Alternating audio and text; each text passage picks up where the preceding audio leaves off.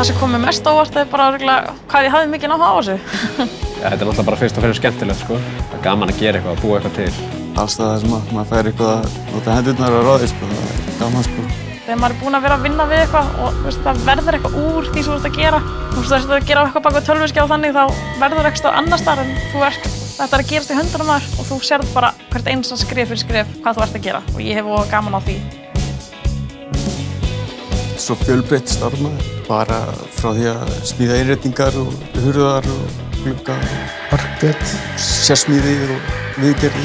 Það er aldrei val í þessu, þetta er fjölbreytt.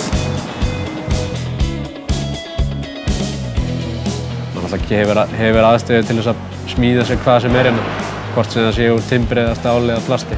Við getum alveg að láta þetta hvað sem er í hug, sko. Hérna vinnum við mest með timbur og járn og svo náttúrulega málingarefni. Það er stál, það er kopar, sík, það er allt. Mikið í álinu og svo er þetta pomm eða það er þess plast. Það er bara eins og að renna út í lofti, sko. Það finnur ekki einu sinni fyrir. Svo erum við líka að smíða úr títaníum, áli.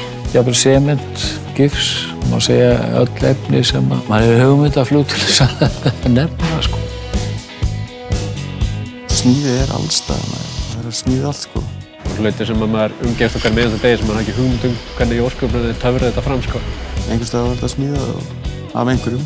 Bara svo fjárstýringin að sjónvarpinu. Það var CNC-fræ sem að bjóð til mótið fyrir hana, til dæmis. Það er raunverulega bara miklu meira heldur en maður gerir sér grein fyrir, sko.